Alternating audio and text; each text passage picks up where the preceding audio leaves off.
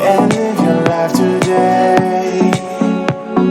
It doesn't matter what they say. Welcome to another episode of Red Lotus Life. Super excited. Yes. Very excited for all of this. This is the first episode where, after the embodiment workshop, where we get to actually just share pieces of us. So excited. Yeah, so excited. So Red Lotus Life is where we share our experiences of creating a life that we love after abuse. This is my beautiful co-creator of Red Lotus Life, Sara Elizabeth Hoffman. We are both spiral practitioners, and in this space is where we just share all the different pieces of us and what we do, how we serve survivors of abuse of all kinds. And I don't know, just a little bit of how we do what we do and live our life the way that we do. So today is a very special day. Today is Halloween. It's October 31st. And it is one of my most favorite times of the year. And so today, this is what we'll be talking about, is why we love this time of the year. So there are just so many layers to this time of the year for me.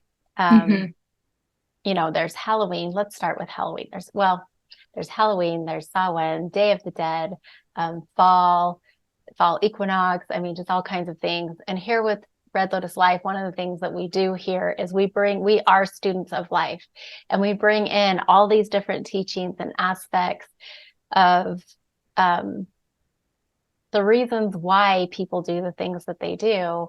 And we kind of have this smorgasbord in a way of information and education here in Red Lotus Life, so that you have the ability to choose what resonates best with you.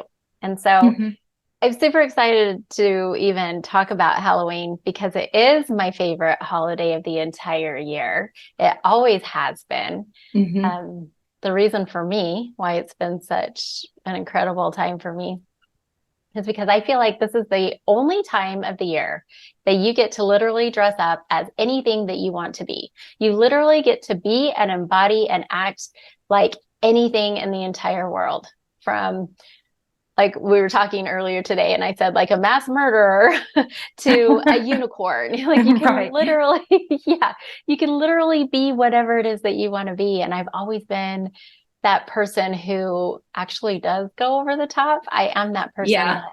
Like, it doesn't matter if I was in an office job or in high school in the McDonald's drive-through. I was that person that dressed up all the way to the nines and was like, this is who I am on this day.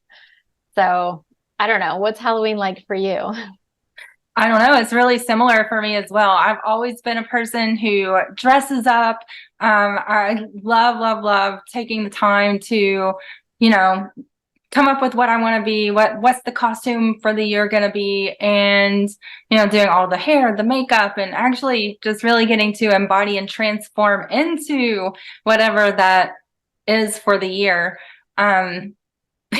The last couple of years, though, I've actually chosen to wear the same costume just because I love it so much, and there was an investment that went into it, and so I just continue to wear it. But it's just so much fun.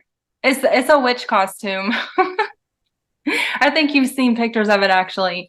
But I love it so much. And then, I still have a little one, so I dress up with him and we go trick-or-treating. And this year is going to be extra special because I have my brother in town visiting with my nephew and his wife, and they get to trick-or-treat for the first time together. So super excited. It's going to be so much fun. We're going to go to Pumpkin Alley. It's a really popular place that they set up the entire neighborhood here. There's a neighborhood where it's thousands of people. It's very, very crowded, but it's so much fun. And, people decorate their yards and have to get video and share.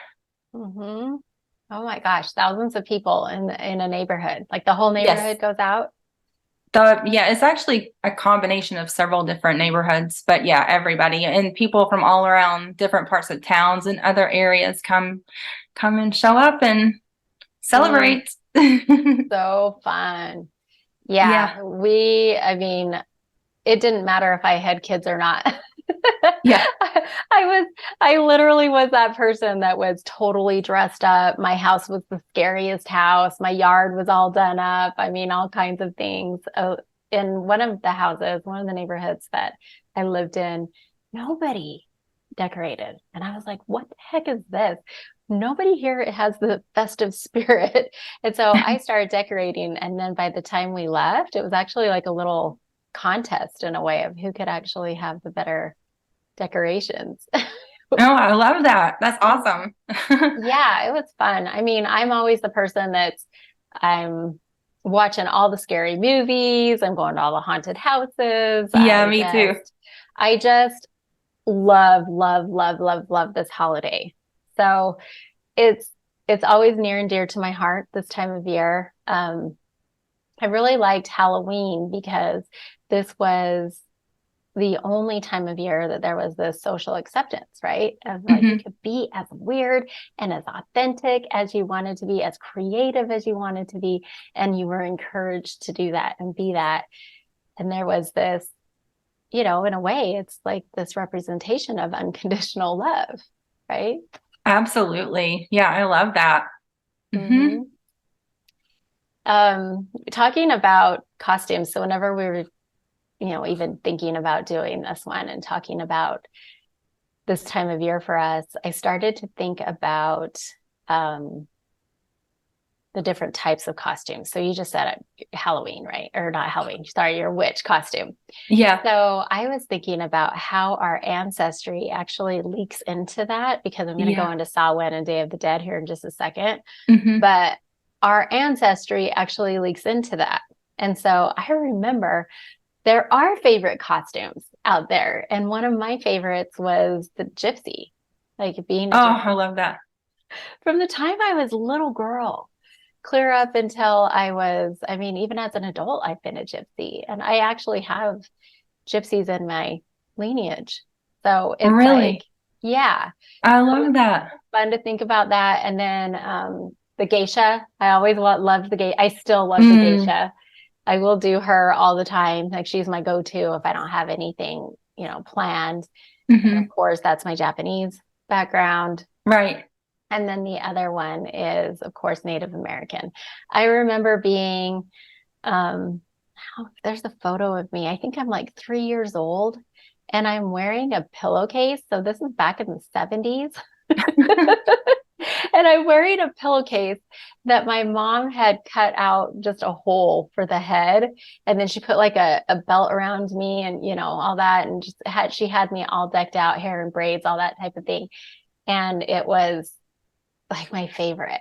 It was my favorite to do that. And we also have Native American in our back, like in our ancestry. So, talking about costumes that were your favorite as a child, my favorite costumes growing up, actually my mother made as well.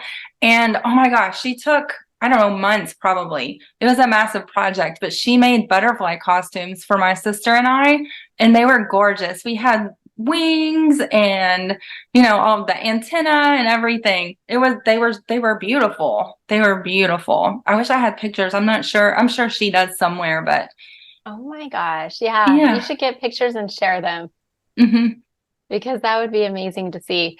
I was always that person because my mom always made our costumes too. I don't know if it was just that I don't remember if there were costumes in stores like there is now, or if it was more you just made them. I have no idea. But my mom put a lot of effort into that. And I remember my son too. So anyway, I carried on the tradition.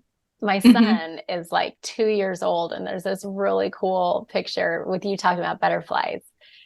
Bree, my daughter, she wanted to be, I think it was a butterfly or fairy godmother. I don't know what she wanted to be, but she had the wings. And then my son, he was like, he wanted to be a burglar. So it was just like, totally like blacked out. He had the black, like the black under eye things and the black beanie, and he was just like a burglar. That's what he was. And cute. Yeah. And I just go, oh, man, I miss those days because my kids are older now and they're out doing their own thing. But their costumes continue to evolve. the same way. Like Bree Yeah. has some beautiful costumes that she's done that are pretty much the same. So it's probably her favorites too. Yeah. Yeah. Okay, so we're going down memory lane here. So some of my favorite costumes as I was getting older, talking about going back to the 70s. But when I was old enough to be able to fit into my mom's old 70s clothes, those were the best costumes. I still have some of those dresses and we'll put them on every once in a while and then, rock with like the high boots and they were the best. I have one specific one that's sort of like a burgundy color. It has like a keyhole cut out right here. And it's, the A-line, short, super cute.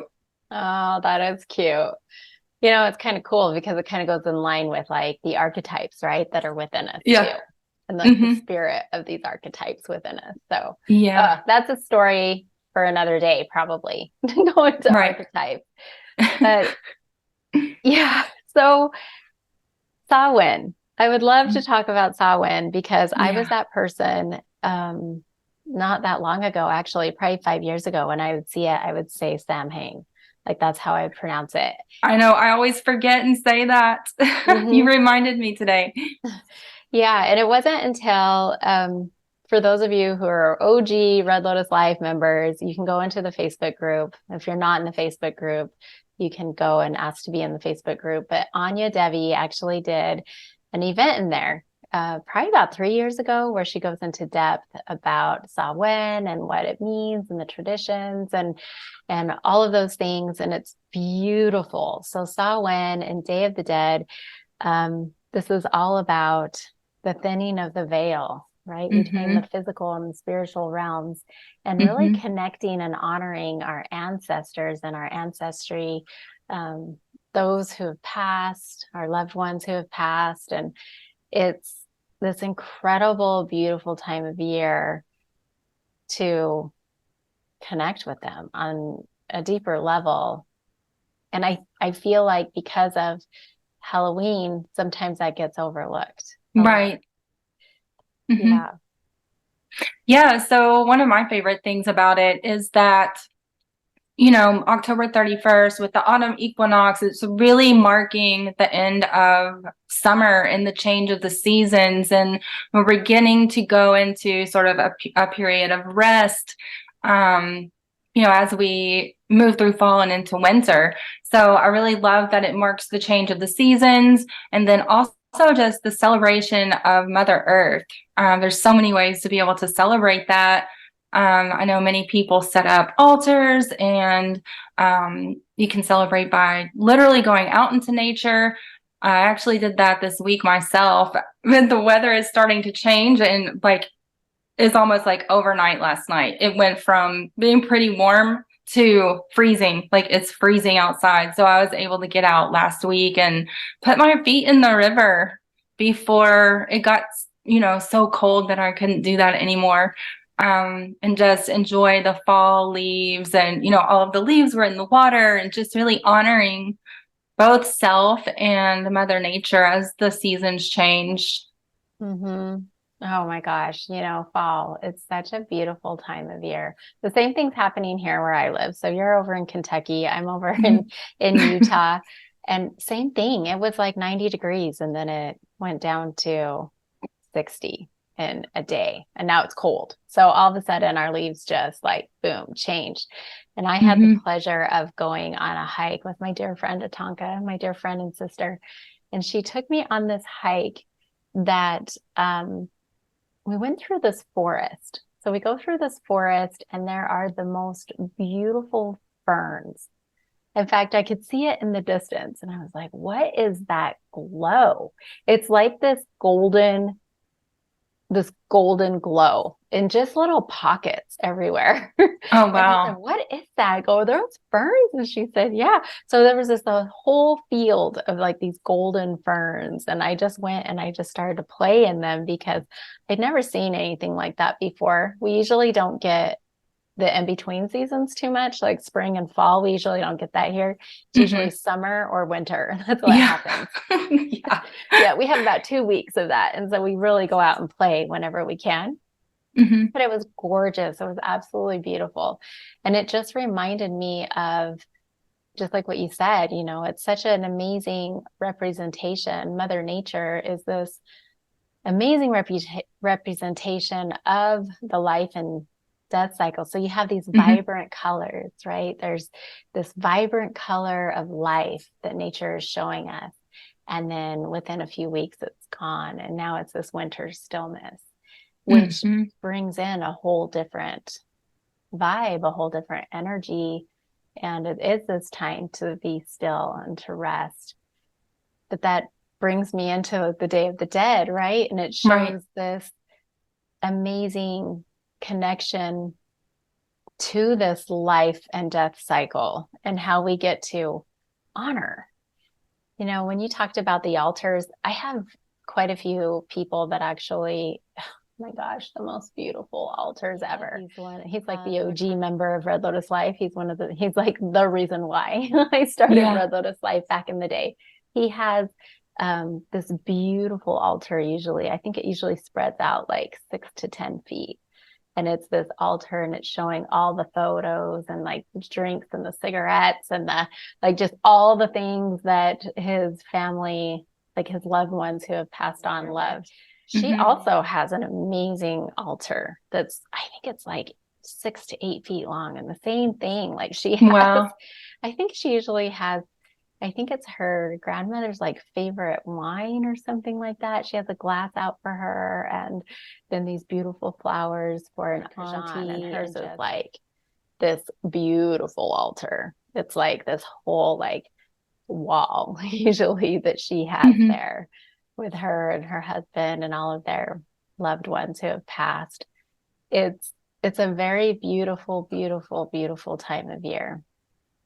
And it's truly, it's such, it's crazy what Hollywood has done to it, what patriarchy, Christianity, you know, all of those things. Although you were telling me today that the Catholic religion, which I don't really know a lot about this at all, but they have Saints' Day. Is that what you said? Saints' Day? Yeah. So the Day of the Dead is actually also All Saints' Day. So basically what they believe is very similar to what we're speaking to here, is that the souls of the deceased children will come down on November 1st in order to reconnect with the family. And so that's All Saints' Day. And then All Souls' Day is November 2nd. And that is when the souls of the adults will come down. And so that's why the display of the altars with the favorite foods and the things that the family members and ancestors loved, because they believe that the family is actually going to, or the deceased will come down and connect in that way and actually partake. Yeah. Well, and then there's that beautiful Disney movie. Yeah. Disney always takes it and makes this amazing, beautiful story out of it. And so it's that Disney movie. And I think we were talking about it. I couldn't remember the name of it, but I think it's Coco. That is amazing. That actually shows that as well. So there's so much beauty to this time of year. There's so much fun to be had with all of the festivities. It really does have this amazing spiritual significance that kind of, when you bring all of these things, right? All of these traditions, the Celtic traditions, it doesn't matter if it's religious or not, even the consumerism, right? That happens when you bring it all back together. It's like, it's just rooted in the celebration of the eternal journey of the soul. Yeah. And it's so, I just love it. I just love every piece about it. Yeah, me too. One of my favorite parts about it is that, given that I had a son that passed when he was 7, this is a time where I can honor him and, connect with him in a way that, it's not that it's only a few times a year, but it's a way to make it extra special, basically. Yeah, and there's that one I'm trying to remember. Is it Samhain when you can set an extra place at the table? Or is it Day of the Dead? I can't remember. I am not somebody that pretends to even know what all of these details are for each one, because I'm somebody that I like to take the little nuggets that resonate with me and then just kind of mesh them into my own celebration. But I don't know if it's Samhain or Day of the Dead, or it could be something totally different, but where you actually set a place at the dinner table for them that night. I'm not positive if it is connected to either one of those for sure, but I know that they basically they overlap. They are one and the same pretty much. Those two traditions. Yeah.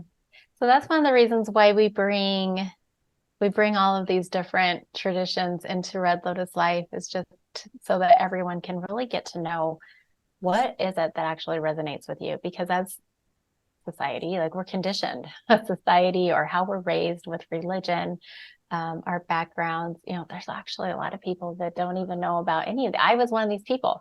I didn't know about any of these rituals or traditions or celebrations until I started to actually look into it, because we only celebrated Halloween, as in dressing up and going trick-or-treating. I never actually knew or understood the root to Halloween. Yeah, that to me is the best part of all of it, is understanding the roots and the celebration of the earth. And I guess the costumes are just extra and make it fun. Yeah.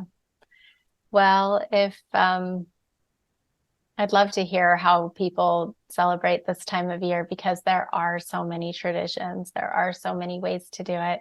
So if you'd like to comment below, please share with us. How do you celebrate Day of the Dead? How do you celebrate Samhain, or even just Halloween? We'd love to hear. Yes. Okay. All right. Well, is there anything else that you wanted to share about this? There's nothing specific to this, but what I would like to share is that we have launched, or I have launched, a GoFundMe campaign, and we would love for you to donate if you feel called. If not, then that's absolutely fine. We just ask that you will hold the intention, and also share if you feel called to share. We will post the link below. Yeah, it's a pretty big vision that we have for Red Lotus Life, as we support survivors of domestic violence, abuse, and trafficking. We'd love for your support, or to share, or however it is that you'd like to. It's new. Like, it's new, so I didn't even think about it. Yeah. Yeah. Well, anyway, just so much love for you. Thank you so much for joining us this week. We hope that you have an incredible time celebrating this beautiful time of year. And please share with us. I don't even know. I think these episodes go all over all the platforms. So there's video platforms, social media, audio platforms. We're all over the place with these. If you're able to share photos or videos or anything else, we would love to see. Show us the fall colors, those beautiful photos that have just taken your breath away. Show us your costumes. We want to see what's lighting you up. We want to see those archetypes that lie within you. And then there was one more thing too. Oh, yeah, the altars.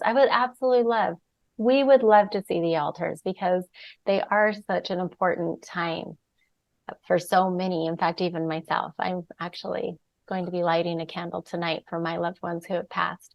I'm just super simple anymore. I used to go all out with all the things, and now it's just so simple. So that's the thing, is you can get as big and extravagant as you'd like to be, and then you can also, it's just as simple as setting an intention too. So if you enjoyed this, please like it so that it will know, and we can provide more content like this. If there's somebody that you know that would be interested in learning more about this time of year, please share it with them. And then also subscribe so that you can see when the next episode is out, because we're going to be sharing so much about how we create this life that we love after abuse. And then if you are interested in learning more, we also have an opportunity here in the spring to dive deeper with us. It is a Remember Who You Are retreat. It's the same retreat we've been talking about, but we thought, you know what, we need to put a title on this. Yeah, love that. Because that's what we're doing in this retreat is we are literally going to be remembering who we are. We're going to be sharing with you the tools that we've acquired to remember who we are after surviving the experiences that we've survived. We're going to be sharing with you the emotional clearing tool, teaching that to you and showing you how we actually use it in our daily lives to create this life that we love. So we'd absolutely love to see you there. Very limited space there in Zion National Park. Actually, it's right outside of Zion National Park. It's absolutely beautiful for anyone who hasn't seen. So I think that's about it. Yeah, I think that's it. Join us for the retreat. We would love to see you. Yeah, we would love it. Okay, have an amazing, fabulous week, and we'll see you next time. Bye. And live your life today. It doesn't matter what they say.